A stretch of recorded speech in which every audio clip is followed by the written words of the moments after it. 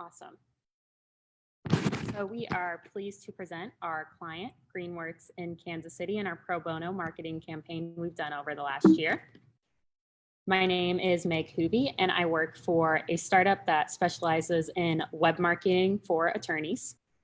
I'm Carolina Mack. I'm a cultural insights analyst at VML working on the Wendy's team. And our third co-chair is Brooke Purvis. She's an incredible campaign manager, project manager at another digital shop in Kansas City. All right, and we picked Greenworks in Kansas City because we believed their goals were attainable and realistic. Greenworks has been around since 2007, and they specialize in environmental and sustainable efforts for youth in the Kansas City area from elementary school all the way through high school. And while they've been around since 2007, there's not a lot of recognition for their brand in the area. So that's why we really wanted to focus on two things for Greenworks. Brand clarity. As you may or may not be aware, there is a cleaner known as Greenworks, and there's also a hardware tool company that's known as Greenworks. So we really wanted to separate those and emphasize what Greenworks in Kansas City is, and then increase the awareness in the area in general. So those two objectives are a little hard to quantify. So we really had to be intentional about our strategy to ensure that fundamentally we're setting ourselves up to achieve these goals in a very tangible and actionable way. So through our primary and secondary research, along with talking with our Greenworks clients at our initial kickoff to understand their goals for their organization, we identified this pain point of awareness. Awareness, again, is kind of a wishy-washy thing, and one that I feel like we hear a lot about in the industry. But we identified two very tactical ways to address awareness: a brand style guide and a social playbook. That brand style guide really is working to ensure that people interact with the same Greenworks cross-platform in every way, shape, and form. And then that style guide also is leaning into just talking about how we present ourselves on social. Within that awareness platform, we really have to focus on two very distinct communities or audiences. We have our donors and we have our students and families, and we are lacking awareness at this point, or before we began, we lacked awareness in very different ways because we were looking for very different actions from these unique audiences: donations from our donors, and then membership and sign up to our programming from our students and families. So let's talk a little bit more about these audiences. Our Greenworks in Kansas City students we serve are 10 to 17 years old. They attend the Kansas City public schools. They tend to be in the inner city population, and they're predominantly Black females. Very differently, our donors are an older demographic. They have a lot more disposable income. They live or work downtown. They're well educated and incredibly environmentally conscious. So understanding these two distinctly different groups, we had to ensure that we were appealing to them in very, very relevant ways. So we identified different tactics for each. Our tactics for our students are out of home near at-risk schools. We understand that a lot of these students walk to and from schools when school is in session and functioning. And they often walk to and from school with family members or other loved ones and friends. So that was an incredible opportunity for us. We updated our site in many different ways that Meg will talk through later, just understanding that we live in a digital era, and that's really important.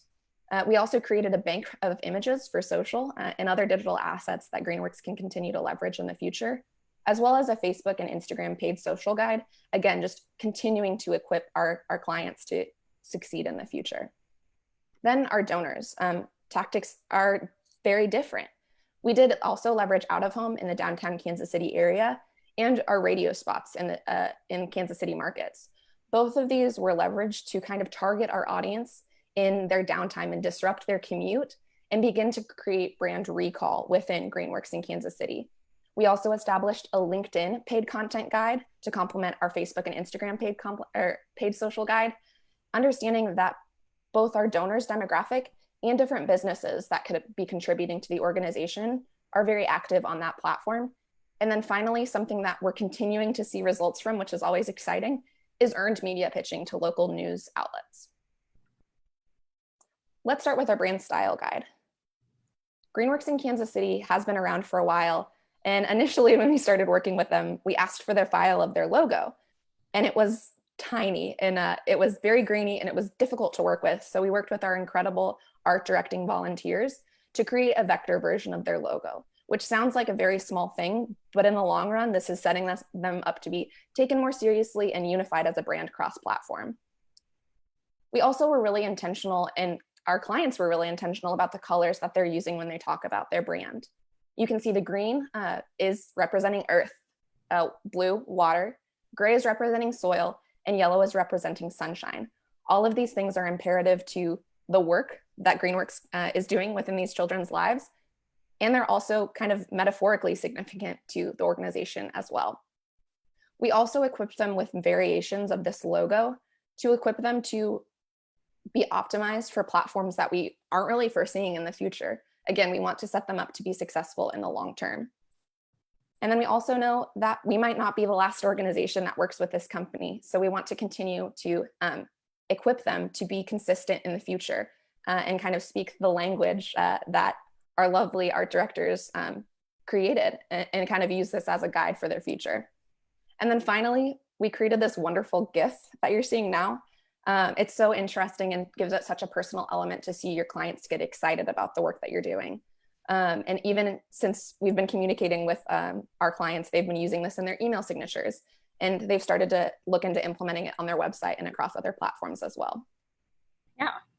And speaking to the website, Greenworks in Kansas City recently redid their website, but being our background is in some digital marketing, there were still some areas we saw for improvement within the website. One of those things was keyword optimization and making sure that they have targeted searches and long tail blog posts so that we can get traffic to their site organically. Also looking at making sure their title tags and meta descriptions, which is something that's important for crawlers and search engines like Google to get to their web page. So making sure those are optimized correctly as well. And finally, updating those call to actions so they really speak to either the donations or the programming sign up. And so while we've identified two major audiences within those donors and the parents and students, Greenworks in Kansas City does interact with the whole community, and their 80 volunteers needs to be consistent in the messaging and pitch that they're delivering about the work that Greenworks in Kansas City does. So one of those being business professionals who may be interested in recruiting some of these students for career opportunities at their own organizations. Looking at the community and how Greenworks programming and the students who volunteer are improving the environment and community in the Kansas City area. Those prospective students who want to sign up for the programming, the alumni who saw the great benefits from Greenworks in Kansas City's programming and how they can both recruit and volunteer their own time and their own resources and money if they're able. And finally, again, highlighting those parents. So we really wanted to equip volunteers with a way to speak to all of these different audiences. And we know we live in a digital era, so digital assets just made a lot of sense for Greenworks in Kansas City at this point in time. We compiled incredible photos that are saved in a bank for future use as well, and just kind of got to really spend time at the events and see Greenworks up close while we captured this imagery. Another great opportunity that we had was to create video assets. Unfortunately, we weren't able to be a boots on the ground at these events this spring to capture additional footage, but we did have the incredible opportunity to interview Felix Mall, an alum, Queen Wilkes, an alum, and also a current board member, and Kate Corwin, who's the president and founder of Greenworks. These digital assets are Greenworks in perpetuity, so they can do whatever they want with them. And it was a really great opportunity to see and hear the impact that Greenworks and the work that we're doing has long-term, and how this can continue on for future students. So our social media playbook is also a great way to leverage those digital assets. We wanted to start with our North Star, our social manifesto, to ensure that everything that we're doing lines up to this larger goal. Little elements like having positive energy and an open dialogue. Greenworks talks about some things that make people uncomfortable with their environmental implications. And so we want to create a space where there's an open dialogue to connect with our audience and also just give people information, entertainment, and appreciate those who are impacting Greenworks. We also wanted to take into consideration that Greenworks has many volunteers who contribute to their social platforms. So we gave a general cadence, purpose, and audience per platform as well as including just general overall platform best practices. We included a couple of different national examples who have incredible social presences so they can continue to strive for and do better. And finally, to encourage just consistent messaging and also ensure that everything that they're putting out into the world is purposeful, we established 5 different brand pillars for all of their content to ladder up to. Those pillars being events, information, entertainment, awards, and thanks. Now, my favorite part and the client's favorite part was this social voice. As I mentioned earlier, many different people are contributing content to our social platforms, but it's important that Greenworks has a unified singular voice. Our incredible team of copywriters identified Leslie Nope from Parks and Rec to be the filter that we run that through. Leslie is excited, she's passionate, she's really entertaining, but she knows when to be serious and she knows when to be purposeful. This was a little bit intimidating to our clients who might not be the most social savvy people, but they really appreciated that our copywriters rewrote posts with the Leslie filter and really made this an actionable option for the future of Greenworks in Kansas City. And so we were able to leverage out-of-home marketing efforts, both in terms of radio spots and billboards, even though COVID did impact programming for Greenworks in Kansas City. So we had an awesome volunteer who created these great radio spots within her own studio, which I'm going to go ahead and play right now. This first one speaking to general awareness. Here at Greenworks in Kansas City, we understand the importance of preserving our natural resources to ensure a brighter future. And we know our greatest natural resource is our children. That's why we made it our mission since 2007 to educate and empower younger generations to ensure a sustainable future for our community and our world. Visit greenworkskc.org or check us out on Facebook to see class and event schedules and to make an investment in our future by making a donation to Greenworks in Kansas City today. It's hard for me not to want to dance to that. And then we had a second spot, which was devoted to one of the programming efforts that Greenworks does in the spring, summer, and fall, which is known as ECOS. And so I'm going to play that spot, which we weren't able to air during this time since the programming was canceled, but is a file that Greenworks can hopefully use in the future, especially with those connections that we've made in the community. Since when did your kids start seeing more screen time than sunshine? It can be hard for kids in urban Kansas City to experience the outdoors, but Greenworks in KC is here to help. With our free ECOS Outdoor Nature Discovery Program, we give 4th to 8th graders in Kansas City, Missouri, a safe place to have fun and explore nature in the city. Sign up your kids for a breath of fresh air while you get a bit of free time every Saturday throughout the spring. Classes are held at the Anita B. Gorman Discovery Center at 47th and Truce.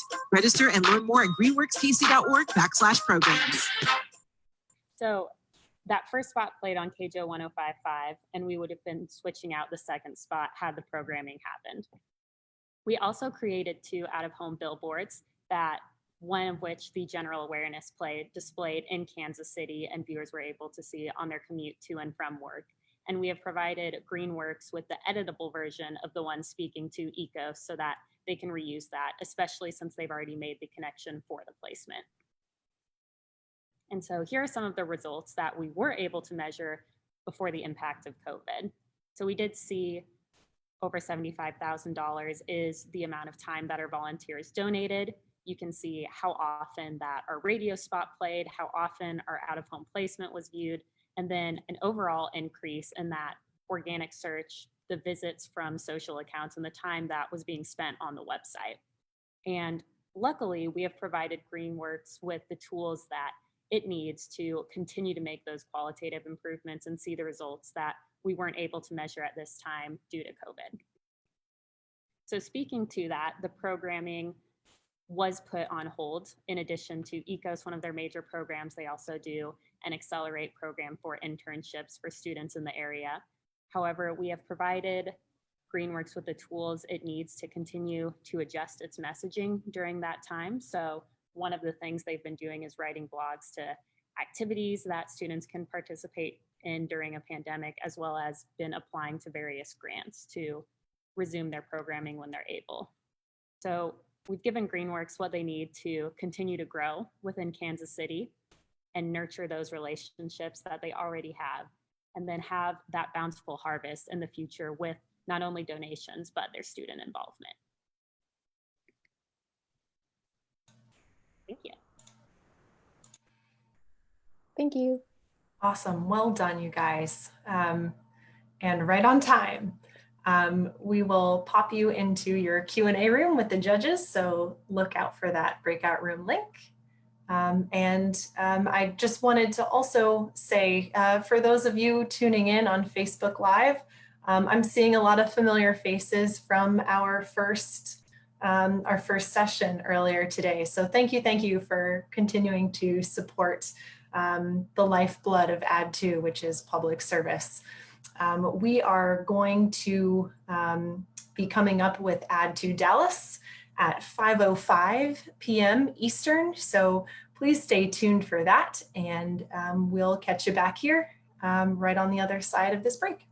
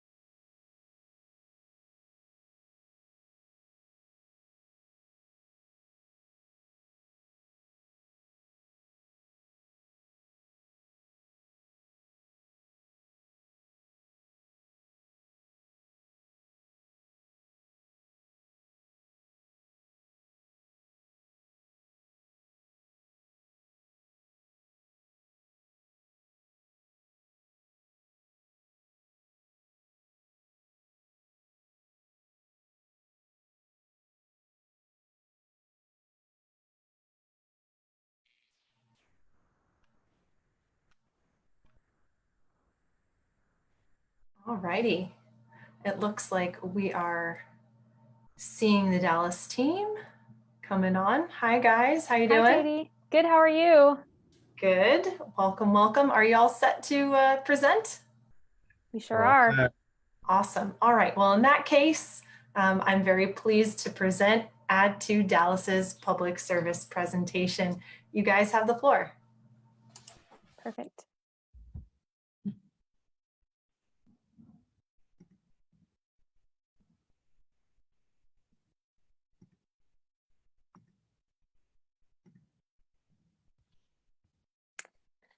Good evening, everyone. My name is Kendall Mason, and today I'm joined by Raul Machuca and Kira Stearns. We're Element Add 2, serving Add 2 Dallas. As young professionals, we have plenty to stress out about. We have rigorous work schedules. We're trying to meet tight deadlines, and we're trying to stay sane amidst a global pandemic. But one thing we don't have to worry about is whether we'll eat dinner tonight. This very important third meal of the day is a given for us, but thousands of children in Dallas cannot say the same. Well, concerns over children across the country who could go hungry. I'm just starving. We don't get the 3 meals a day. Like when I feel just like hungry, I feel like I'm so sad and all droopy. There's good days and bad days. Sometimes when we have cereal, we don't have milk, we have to eat it dry. So here's what we know right now. There is a local group that's trying to help all that, especially with kids, making sure those kids don't fall through the cracks. That's where this group comes into play. They're called Hunger Busters, and they say they are here to help out. They are working to give out around 1,000 meals every day at 5 locations around the city of Dallas. They serve as a bit of a stopgap, an emergency kitchen table, if you will, able to help families between those Dallas ISD designated pickup days for those who may have missed a pickup or those who simply couldn't get to one of the DISD locations. The need is great in the community. Dallas ISD, for instance, gave out around 500,000 meals in one day just last week. We were shocked to find out that 92% of students at DISD School District, or DISD for short, are food insecure, meaning they often go without dinner on school nights. As you can imagine, skipping this very important third meal of the day can lead to a myriad of issues for these kids, including malnutrition, behavioral issues. They may have trouble concentrating in class, or even emotional instability. But when kids are given the proper nutrition and fuel they need to reach their full potential, this leads to more success, more opportunities, more prosperity for Dallas in general, for them and Dallas in general. A healthy, well-fed child makes everyone's lives better, both now and in the future. That's where Hunger Busters comes in. Hunger Busters prepares and delivers free fresh meals to Dallas children. They provide 350,000 free after-school meals, serving 11 schools and 6 after-school programs. Element Add 2 set out to help Hunger Busters increase awareness of their organization, while also educating the Dallas community on the prevalence of food insecurity in our city. Despite Hunger Busters' immense impact in the community, we determined that they are relatively unknown in the city. We discovered that based on a survey that we sent out to hundreds of contacts in our city and the community, we discovered that only 13% know about Hunger Busters, while 100% knew who North Texas Food Bank was. With Hunger Busters' goals to expand and reach their organization and increase their organization reach and funding so that we can help feed food insecure children in Dallas, our goal was to launch an awareness campaign to help Hunger Busters reach a wider audience and educate the audience about the organization. We had several meetings with the Hunger Busters team and our team to discuss the campaign goals and the target audience along with the strategy. Hunger Busters wanted us to target a similar demographic of their donor base, which were business decision makers ages 30 and older, to increase awareness within a group of people who were likely to donate in the future. We concentrated our geographical target to areas close to the Dallas City Center, where the majority of their current donations are originating from. Our strategy was to appeal to business decision makers. We wanted to highlight typical food costs such as brunch and comparing it to how Hunger Busters could use that money that we spend on brunch to feed the children. Given the opportunity or in the popularity of brunch in the Dallas community, our campaign was titled Skip Brunch to encourage our audience to donate their brunch money to feed insecure children. Our campaign consisted of a multi-channel approach to drive awareness throughout Dallas. We spurred donations from 3 major out-of-home providers, including Outdoors, Big Outdoors, Clear Channel, and Captivate. These ads were placed strategically around the city, in the American Airlines Performance Center, in elevators and high rises, and also street front retailers and restaurants, so that we can reach these decision makers on their way in and out of the office. We partnered with Equilateral Films, which is a production and editing house, and we developed a 30-second video to visually portray the impact that Hunger Busters has on children. Our film tells viewers that what they can do with their brunch money, and they can do a brunch of good by donating the cost of a brunch to feed the food insecure children in Dallas for 10 days.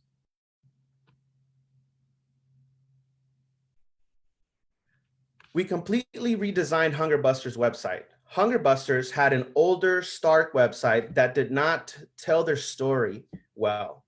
It wasn't very warm, it wasn't very welcoming. More specifically, the website lacked color and design, and it wasn't really appealing to the audience at an emotional level. As we know, this is incredibly vital for a nonprofit, as one of the primary goals for any website is to create the emotional connection and drive the visitor to prompt an action, and it wasn't really mobile friendly either. It did not really promote their main goals, which was to feed children, seek volunteers, and earn donations while gaining community partnerships. For the new website that we built, we really brightened up the color scheme, worked to present a look and feel that was energizing and warm. The new website has more cohesive look and feel, and most importantly, it truly tells their story. First, we built a website that was mobile friendly. We wanted to adhere to Google's guidelines, which is really important. We added custom written content and an organized structure to support their 3 main objectives: earn donations, seek volunteers, and find more corporate sponsorships. We also attached Google Analytics, and that's very critical. This would allow Hunger Busters and the team to make adjustments to improve their site for the future. In addition to the website, we also created a landing page to drive visitors from our social media campaign. The landing page was created separately from the main website to ensure that we had trackability and engagement from the campaign. Our social media campaign was primarily focused on Facebook. We launched a GoFundMe page to support the social media efforts. We were able to raise $870 from over 20 individuals, which allowed us to run the paid ads on Facebook for 1 month. We were also accepted by the Goodway Cares grant. And with this grant, the Goodway group would help administer the social media campaign on Facebook free of charge. And as we were about to launch the social media campaign, COVID-19 struck. After students left for spring break, Dallas schools closed indefinitely, meaning thousands of children were no longer getting fed breakfast and lunch at school, let alone their 3rd meal from Hunger Busters. Hunger Busters sprang into action. They introduced a COVID-19 meal service for children in need, providing free and nutritious food and distributing it at strategic locations around our city. Hunger Busters estimated they would need to double production to meet the increased demand. Our team felt compelled to improvise alongside Hunger Busters, so we met with our client and our team to formulate a new plan, which included updating our goals, target audience, strategy, and creative as quickly as possible. We agreed to pivot our goal from increasing awareness to raising donations to allow Hunger Busters to double production. Given our new objective to increase donations, we opened up our geographical target to the entire DFW area. We no longer wanted to limit our audience to business decision makers age 30 and older, since we wanted our campaign to reach as wide of an audience as possible. To put it bluntly, we had to completely scrap our original strategy in the wake of COVID-19. Our out-of-home ads were in office elevators that were closed. Our billboards were in areas populated by businesses that weren't allowed to open. And even our messaging became irrelevant. People weren't leaving home for work, let alone going to the city for brunch. So we got to work on a new plan. Hunger Busters needed donations ASAP, so our new strategy was all about bringing in the cash. Knowing our messaging had to change, we were resourceful and efficient, and we used Hunger Busters' letter to donors to maintain consistency. We came up with messaging like, kids need to eat, and donate now. We wanted to make it as easy as possible for people to donate. So instead of utilizing our landing page, we eliminated steps and drove traffic directly to the donations page on the Hunger Busters website. We knew that we had to work fast, and because of the great communication and collaboration between ourselves and Hunger Busters, we were able to turn over new assets in just 48 hours. Hunger Busters signed off on copy and approvals quickly, so we could launch our new assets as soon as possible. Luckily, we hadn't launched our digital assets yet, so we were able to update our graphics and messaging to achieve our new goal of donations. We plan to engage audiences through social media and Google AdWords. To rework our social content, our creative team focused on encouraging immediate donations. And although we couldn't utilize our full brand film, we repurposed clips into shorter, hard-hitting GIFs encouraging donations. Although our Google AdWords campaign has not yet launched because our Google grant is still pending, it will follow a similar strategy to encourage donations. With our pivoted Facebook campaign ready to go, we launched the new campaign. Our Facebook campaign launched on April 28th and ran through May 24th. It generated over 76,000 impressions and over 1,000 clicks. Each creative performed well, but the copy and creative combination you see here was the most successful and provided the most clicks. We saw a higher number of page views and unique reach from women, and even more from women over the age of 55. With the audience skewing older, the best performing placements came from Facebook and Audience Network. All of the landing page views were generated from mobile. Looking at website analytics, Facebook became the most popular source of social media traffic by a long shot at 95%. We do not have comparative data to their previous website because Google Analytics wasn't launched until we redesigned their website. Ultimately, the goal of our campaign was donations. So Hunger Busters saw an increase from just over $11,000 in March to over $20,000 the month following our campaign launch, an increase of 47%. Hunger Busters attributes the vast majority to our campaign efforts.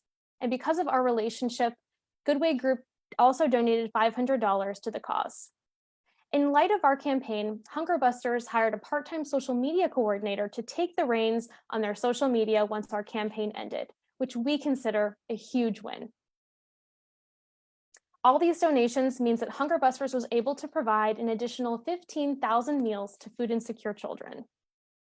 We're very proud to report on the total value of media and donations we secured for this campaign. On the left side, you'll see the total that would have accrued had we originally launched our campaign as planned. And on the right side, you'll see the total amount for the donations campaign. For the Skip Brunch campaign, our media donations, production, and editing costs totaled almost $595,000, and our donation campaign came to over $15,000. This totals a combined value of over $610,000 for both campaigns. Our team has been incredibly grateful to partner with such an important nonprofit during this time of crisis in Dallas and the world. Even though we didn't fully launch our Skip Brunch campaign, we'll turn over all of those assets to Hunger Busters to use in the future. Because of Add2's help, Hunger Busters received a substantial increase in donations that will help provide meals to food insecure kids in Dallas who, even before COVID-19, were struggling to eat. Hunger Busters is working so hard to make these free meals possible. And thanks to a little help from Element Add2 and charitable Dallasites, fewer kids will have to worry about dinner tonight. Thank you so much.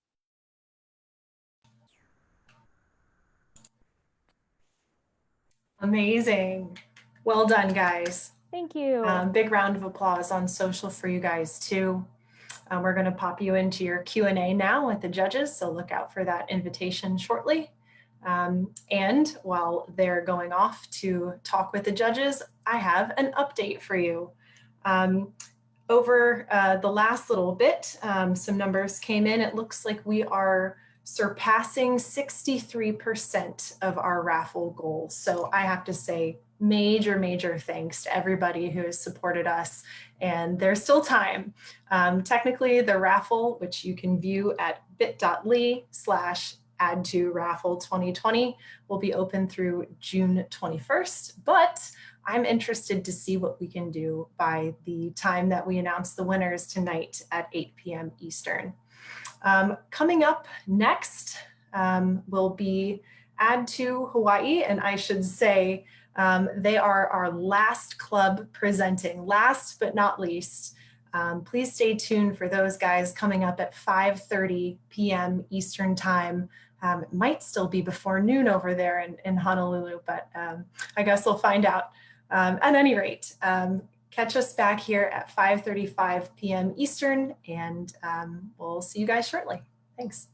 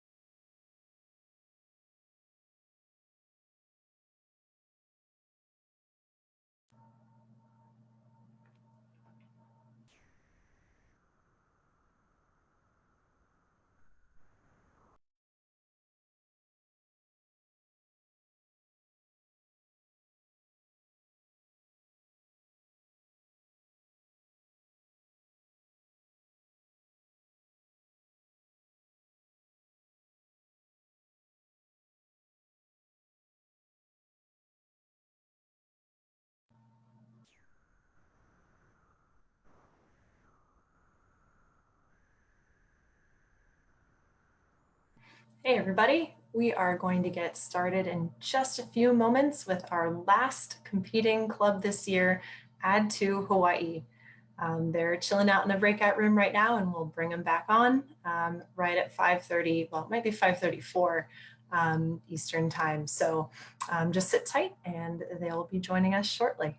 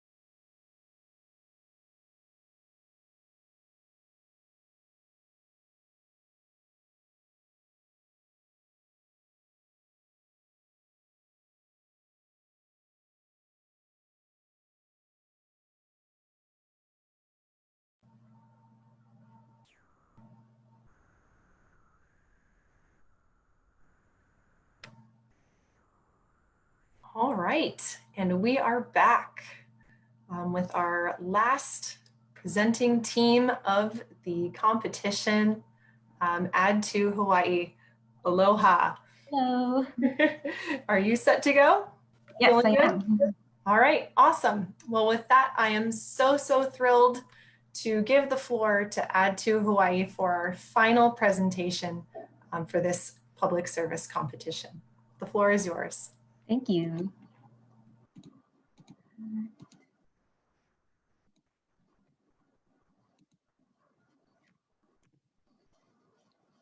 All right, aloha everyone. I am Priscilla Zhang and I am the Public Service Chair for Add to Hawaii. Now, when you hear the word Hawaii, you might be imagining white sand beaches and enjoying Mai Tais under the, but you definitely weren't picturing this. Morning, afternoon, and evening, this is the reality for most of us here on Oahu. Or at least it was before the pandemic hit, and it's what we're quickly returning to as businesses reopen. In 2012, INRIX, which is a global traffic data aggregator, actually ranked Honolulu as the city with the worst traffic in the nation. And since then, we ranked high in similar studies as well. Fortunately, in 2017, the city of Honolulu set forth an initiative to form a new 501c3 nonprofit known as Bike Share Hawaii, which is our client for this year's pro bono campaign. Bike Share Hawaii is responsible for overseeing Hawaii's first ever bike sharing program named Biki. Biki's mission and values centers around providing an alternate, affordable, eco-friendly, and fun way of getting around urban Honolulu. Its emergence into our local transportation industry was truly game-changing. Hawaii is known to be behind on infrastructure compared to our mainland counterparts. So this was our very first bike sharing program and our very first wide-scale micromobility use as well. Since 2017, Biki's only been 3 years old, but last year they actually ranked as the 6th most used bike sharing service in the nation. And they currently have over 1,300 bikes and 130 docking stations around the urban Honolulu area. So we met with our client to sort of determine what problems they had that our campaign could help address. And we quickly realized that their largest problem was being financially sustainable. Bike Share Hawaii doesn't receive any of the revenue generated from the service or the bikes themselves until a certain ridership threshold is met, which they project to be in about 2 years. Thus, our campaign goal became to raise public awareness of the service and to increase ridership by 5%, hopefully shortening the time frame it takes for them to reach their goal. We then had committee members set out to do market research in the form of a hybrid qualitative-quantitative 20-minute survey in which we targeted those who were residents and had not used the service before. We sort of wanted to look into the insights of those who had not used it but could become potential riders. We looked at beaky traffic we looked at neighborhoods that saw the least beaky traffic, which are indicated as the mint, dark, and olive green areas on the map. We screened over 50 people and successfully completed 24 surveys, which came out to 8 in each neighborhood. From our research, we found that there was an overwhelming support for the concept of bike sharing. Only 4% found it somewhat unappealing. Thus, we knew that there was a foundation of support within the community. We then wanted to look at some of the benefits and barriers and concerns that potential riders felt associated with the service. Some of their perceived benefits were the convenience of not having to purchase, store, or maintain your own bicycle, the affordability of the different passes available, the opportunity for physical exercise, and the eco-friendly nature of the service. Some of their barriers and concerns that they had were that most had already owned a car. Many were concerned about safety due to what they thought was the lack of proper infrastructure, and others were concerned about bad weather and also becoming sweaty after the bike rides. We felt that from our research, the two key takeaways from this were convenience and the concern of safety. So these were great insights that helped us further develop our creative brief as well as the ideas for our deliverables. In our creative brief, we targeted our audience as residents who frequent the urban Honolulu area and are over 18 years of age. We felt that although visitors made a large chunk of the ridership of Beaky, because of the pandemic, the islands have seen a decrease of 90% in visitors to our economy. So we felt that we had to focus solely on the residents. And our clients stressed that they did not want to narrow this group down any further. They believe that their service can be used by a variety of people of different backgrounds, different occupations, and different age ranges. So we felt this group had the most potential to become loyal users of our service. Because they are residents, they can take full advantage of the Beaky passes and use Beaky more consistently, allowing them to incorporate it into their lifestyle. We then met with our client and their board of directors to determine the campaign message and call to action. We centered around the phrase, "Where will you Beaky?" And it challenges the viewer to imagine how they would use Beaky in their own life and makes it easier for us to appeal to them. Our call to action is visit gobeaky.org. It's straightforward, it's simple, and it brings the viewer to a place where they can learn more about the service while also giving them the opportunity to purchase the Beaky Pass online. After nailing these aspects of our campaign down, we then focused to executing. For this campaign, we will have one 30-second television spot, 4 variations of a digital print and outdoor advertisement, and one 30-second radio spot. For our television spot, we wanted to focus around the idea of the Beaky journey. So what does the undocking process look like? What does the ride look like? And finally, how do people dock their bikes? And we will be showcasing this journey through 4 personalities: the downtown businessman, the female entrepreneur, the college student, and the 40s to 50s aged woman. And through these different journeys, we can showcase different locations around Honolulu that people can use Beaky at. Some of our filming locations will include the Chinatown downtown area. This is where a lot of businesses and offices are set up, so we can show that Beaky is a viable option to get to work. The King Street bike lane. King Street's a heavily used road in Honolulu, and it features one of our more well-developed bike lanes as well. This is to help quell the concerns that we found in our market research that people thought it was unsafe to ride bikes by showcasing that there is infrastructure in place. The University of Hawaii campus.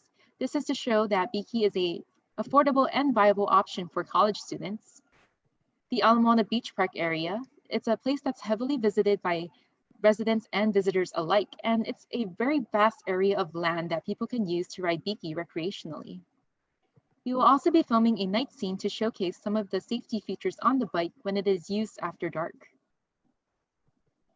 So we had finalized the script, created a storyboard, we even screened and casted our talent, and we're in the planning stages with our partner, Kinetic Productions, before, unfortunately, a few days before production was slated to start, we did have to postpone due to the pandemic. So right now, our television shoot is on a temporary hold until it is safe to resume. For our digital, print, and out-of-home advertisements, we have nailed down the concept. As you can see on the left side, there are 4 different images that are spliced to create one cohesive picture of a person riding a bike. For our smaller formats, we will be using 2 images. The 4 different images are to reflect the 4 personalities that we have in our television spot. And it's in line with our campaign theme that Beaky can be used by a diverse set of people. Unfortunately, the imagery for this was supposed to come from our television spot, so this is also on a temporary pause as well. Fortunately for radio, we were able to write the script, record and edit the piece, and distribute it before the lockdown took into effect. And in our radio ad, we feature 5 different voices that speak to the different reasons and benefits of using Beaky. And with the help of Pacific Music Productions, we were able to produce this 30-second PSA. Where will you beaky? I beaky. To work. To a night out with the ladies. It's good for my health and good for Mother Nature's health too. Not to mention so much fun. And you've probably seen Beaky Station all over town. Talk about convenient. Plus, I'm supporting a local nonprofit. I can beaky without breaking the bank. And there's like a ton of different plans. So even if you live out of town, you can still beaky like a boss. Beaky like a fitness fanatic. Beaky because you can. Where will you beaky? Visit gobeaky.org. That was our radio spot. So although the majority of our campaign had to come to a temporary hold, we felt like we had to continue to serve our client. And we did so when an opportunity came up for a free 2-week PSA ad run on KITV4, which is our local ABC News affiliate. This was a great opportunity for our client. Beaky was deemed an essential business, and even more so during the pandemic, they were providing immense value to our community. Beaky offered a way for residents to get around while still maintaining social distancing. But we did have a few setbacks when it came to this.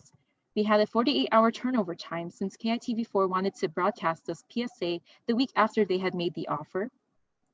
BikeShare Hawaii had no prior spot available, and due to the stay-at-home orders, we weren't allowed to go out in public and produce anything. But we couldn't just let this opportunity go, so we got to work right away. We sent sample COVID-19 response spots from larger organizations to sort of determine our desired messaging and tone. We wrote a script. BikeShare Hawaii's marketing manager was able to go out and gather iPhone footage. And with the help of our partner, Kinetic Productions, they donated their editing services for us to have our PSA.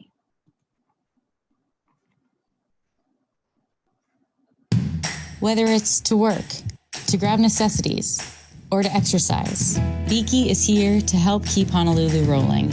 Our service is a constant you can rely on during this uncertain time.